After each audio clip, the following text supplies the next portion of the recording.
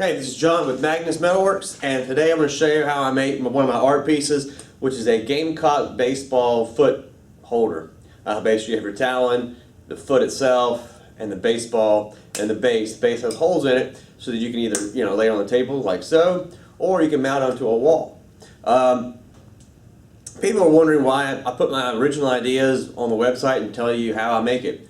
Because I want you to know how I make things. I want you to know how much effort and how much work goes into it, but also that if you ever decided to do blacksmithing, as just for a hobby and so forth, that you'll at least have some ideas and some techniques. And that's what I'm trying to explain to you, is just techniques. I'm not telling you to go out there and copy exactly what I make and then sell on your own.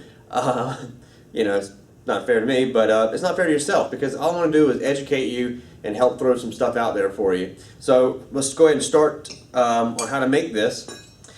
Basically, what you start off with is 4 of these, which is a 1/4 inch by around about 8 inches, and you're gonna make 4 of them, and you're gonna weld them together. I used a MIG welder here. If you're really good with blacksmithing, you can forge weld it. But to make things speedier, I welded these, welded them all on 4 sides, as well as the butt area here. And this is what we start off with to make one of these. So start off with this, make this with a lot of fire, water, heat, and coal, and sweat and hammering. But basically, this base part is this base part there. And we're going to take these, bend them out, twist them, and then make our claw. Have fun watching. Alright, what we're going to do now is we're going to take the piece out of the fire, and nice and hot. I'm going to put it in the vise, and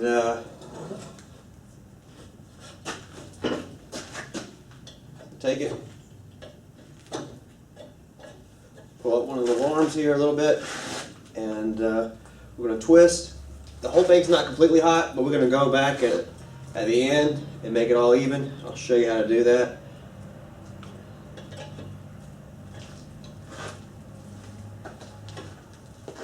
But I found out that sometimes it's just easier to do it this way. Let me get a close-up shot for you. Alright, as you're going to be able to see here, the twist and the bars out here, it's not completely even all the way to the base. In other words, there's hardly any twist at the base. I realize that this technique that I'm using is a little bit faster and easier. So what we're going to do is we're just twisting everything near the front, probably about the first 3 or 4 inches forward, get the twist per inch that we want. And then whenever we go to fold them out, before we do that, that's when we're going to add the last 2 inches of the twist. What I mean by that is,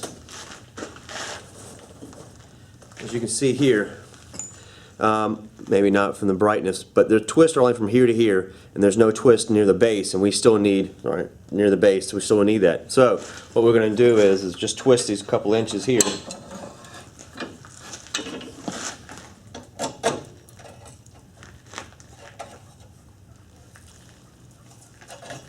So we get the desired twist per inch that we want.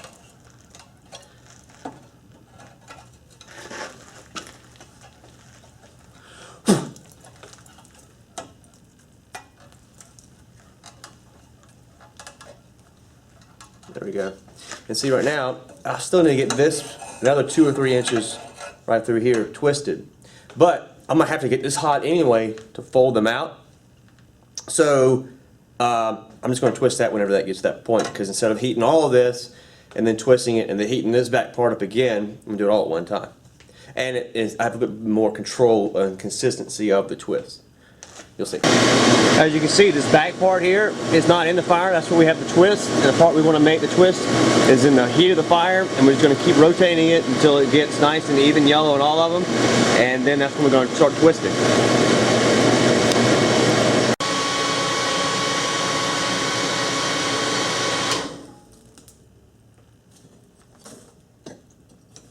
Alright, I'm going to make sure that my twist part is a little cold, like so. So that they don't see here. The parts are twisted, it's cold. The part that's not twisted is hot. We're going to put it in the vise here. And then this is when we're going to add, we're going to pull them out. And we're going to add the rest of the little twist here.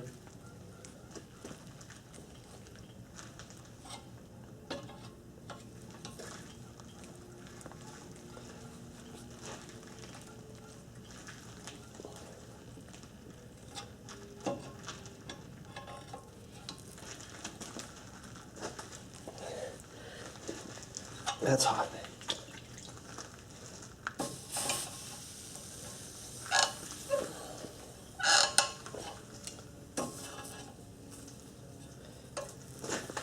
Yes, there's some better tools out there to do these twists, and but I like doing it because it helps my grip strength out a lot. So now we got the twist all the way down, and I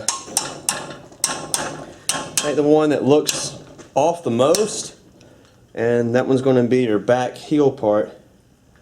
They all look pretty decent, but I'm going to make this one my heel, or the back part of the toe, and the rest are going to be the front.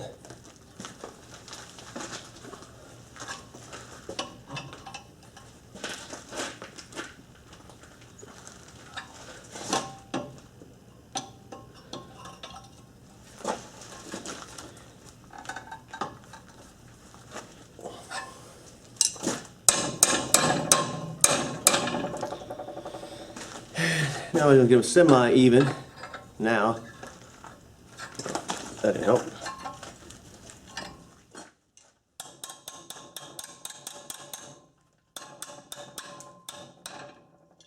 There we go. Now we're going to take it and cut this part here, and we're ready to roll.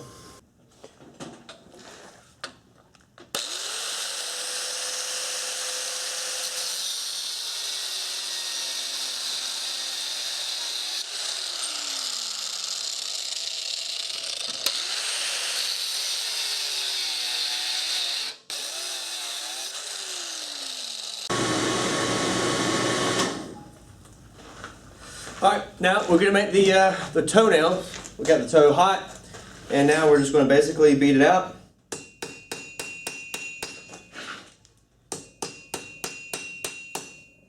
To make the toe. What, you want to see a little bit more close up? Alright, I understand. Alright. See, it's still a little red, cherry red. We can still move it a little bit more, so we're going to move it. Instead of trying to make it round at the very beginning, what I do is go ahead and make everything square.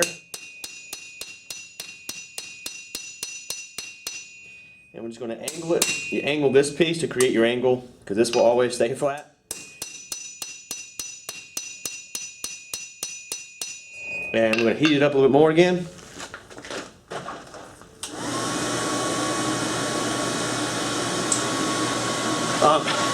The reason why I do that to create the two, it's easier to keep two sides completely even than constantly trying to wind down. So we're going to make both sides even, and then we're going to come back, flatten the corners, and then we'll basically have a round toenail.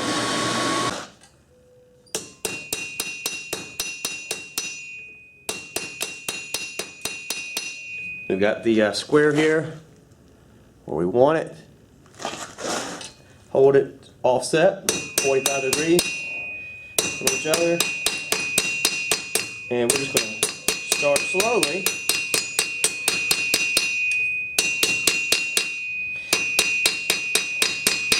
And my motion is almost like this. Fold it over. And now we have a toenail. Whoops.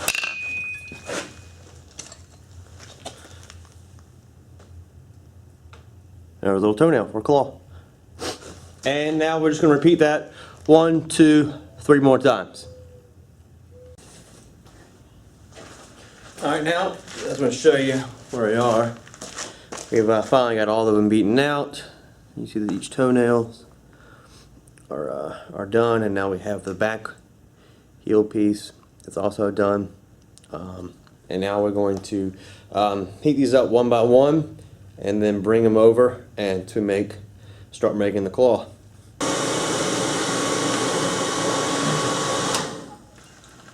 Alright, and now we're going to Put this in the vise.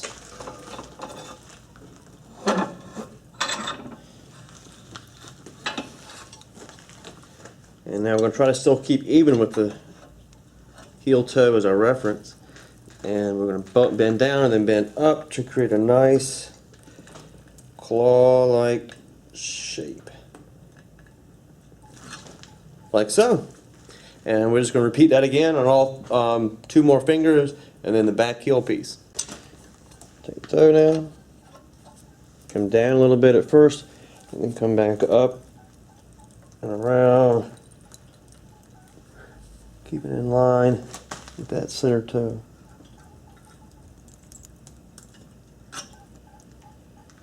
Like so. Now we're going to bring that toenail up, get it a little bit straighter.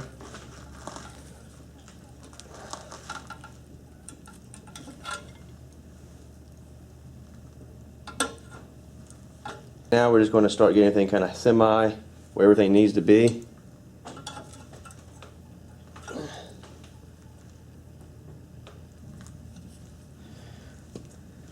That's cold. Alright, we're pretty much close. I know I keep blocking, you can't really see, but as you can see, they're about all touching. And that's fine because we're going to have to go back and grind a little bit on those toes to make it where there's no sharp edges, so that way when it holds the ball it doesn't cut into it. That at least gives us an idea. And we can always go back and use some manual labor with a wooden mallet and to move these things. But we're just going to brush this up right now. Get all the carbon off of it. Oh yeah, you might want to see what it looks like. There you go. How's that? Alright, for the talent, we're basically going to just use another piece of the 1/4 inch rod, heat it up, and make it into a talent. While this is heating up, I'm not going to cut the blower on, so I'm just going to let it sit in the fire. Should get in temperature range. I'm going to go ahead and cut a 3x3 piece of flat bar to make the base. It's a 1/4 inch already, so it's a 1/4 inch by 3 inch by a length. So I'm going to go ahead and cut that for the base and get that going. As you can see, we've gone ahead and cut off 3 inch by 3 inch. Now we're going to grind it down, grind the edges down, and take some of the rust off, and then we're going to heat it up and then stamp it. Alright, we have now taken the 3 inch and we've ground it all down, made it all pretty, and now we're going to heat it up and stamp. Now we're going to make the talon real quick. I'm going to use a little bit bigger hammer. And basically the same technique as before on the fingernails.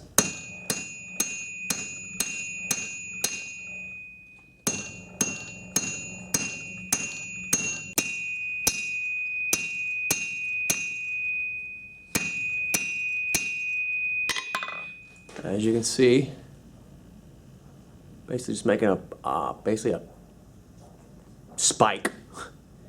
And then we're going to come back and heat it up one more time, beat it, and then round it off to make it round.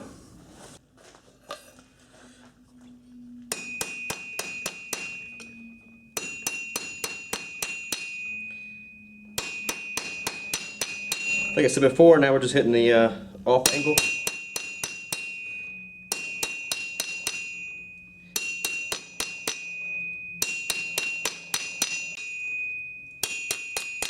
And then we start doing a slight bend to it,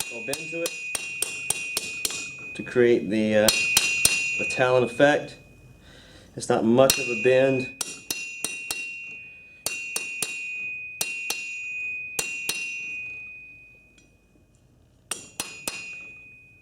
Maybe a little bit more. And there we go. Basically, we're going to come back and cut it right in here. And here's our talon piece. And that will go on to the base and actually go downwards like so. Alright, well, while the little base part is being heated in the forge, this is our die, which I got made by CMT. It's a tool manufacturer. Really nice, very highly detailed actually. And we're going to heat up the metal, we're going to stick it on here, hit it with the hammer, and then stamp our piece.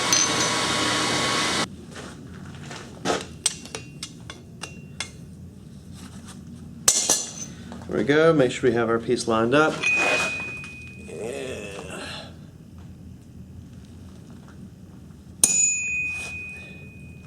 There we go. You won't really see it now while it's hot, but when everything cools down, I'll show you what it looks like. And there's our stamp.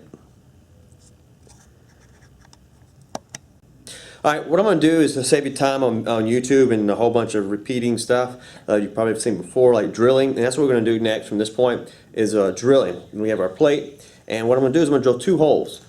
First hole is going to be basically a pilot hole, which is the same size or a little bit bigger than the outside thread diameter of a screw that you would use to mount to a wall. So we're going to drill that one first, and then what I do is I go back and I drill until it's about probably like 1/8 of an inch to 1/16 of an inch left over in the plate to create like basically a countersink hole. So then, if you do decide to mount it to a wall, when you put the screw in, it disappears. Well, because this is actually in the drywall, so all you see from the side profile is just the claw. It's a small little detail, but it can really mean a lot to a lot of people. It just makes it a little bit cleaner, and it doesn't take much more effort to make something look clean. And I guess that's what I'm trying to let people know also is be proud of what you make, and if there's some small things that could take just a couple more minutes to do to make it look clean or, you know, professional, do it. And do it right, and that's kind of like the old motto: if you're going to do something, do it right. Same kind of scenario, and I'll probably end up painting the heads for people also, so that way it'll match, so you can barely even see it. But I think making it so it fits inside is pretty cool. Alright, got our plate, we drilled it. I don't know if you can see, if I can hold it in the right angle. There you go. You see how it's countersinked? You have the main hole, and then you have, there you go. But we got that drilled. We got the plate, we have the claw, we have the talon. What we're going to do next is we have the stamp at the bottom, and we're going to line that up. We're going to weld the claw to the base, and then we're going to put the talon onto the claw. I got it zoomed in so you can see. Went ahead and grind a little bit off these, out of focus. There we go. Grind a little bit of edges so that way and the bottom of it to be flat, so that way it welds good to the plate. Here's the plate. Basically it's just a cross, because the center of this is going to be where the center of the cross is going to be.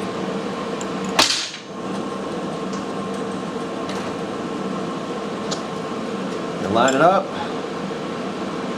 like so. Center there, center there, and tack it.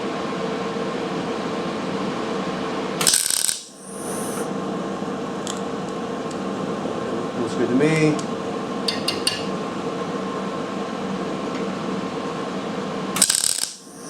And just going to slowly do small little welds. It's not low bearing whatsoever, so we're just going to create some nice little tacks so that we can go back and file it down.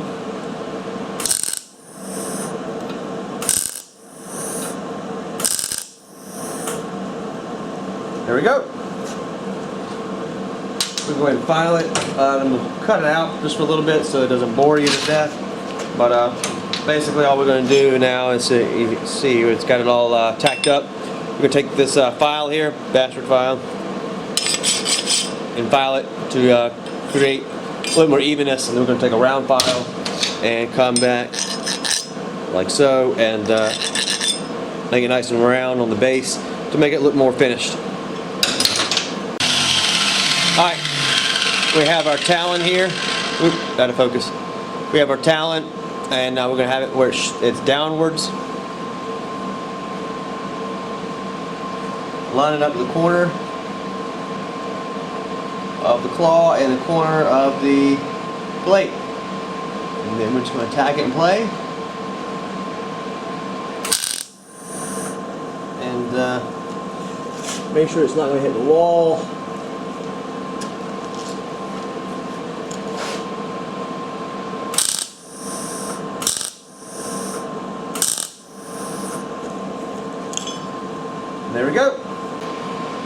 And now we have our talon piece that's basically complete now. All I have to do now is sandblast it, which is pretty boring to watch. All we're doing is hitting the sand. Kind of takes off all the carbon and oxidation and everything off of it. Cleans it up really good. Then we just file the toes down, and then we clean it with paint solvent, and then we paint it. And it's 2 stages. One for the talon, then we tape that off, and then it's the claws. Paint that, and then we go back and I'm putting a little bit of possibly putting some rubber dip stuff on the tips of it, so that way it holds into the ball without marring it. But basically, that's this, and painted and not complete. This one just has the tips polished and sharpened, but it's more in the ball, so I'm going to try something a little bit different. But then that's basically the final product. Well, I hope you enjoyed watching this video. I enjoyed making the Gamecock foot baseball holder for you. Please share on YouTube as well as on Facebook. And if you want to purchase one of these, you can at any of the Jewelry Warehouse, Garnet, and Black Traditions stores in the Columbia and Lexington area. If you do not live in the Columbia, Lexington area and you'd like to purchase one of these or some of the other art products that I make, you can go to garnetandblacktraditions.com. I'll have a link on this YouTube video right now on where you can just hyperlink it straight to it. But it's garnetandblacktraditions.com. They support local artists as well as local businesses, and so in return, please support them. Thanks, and be great.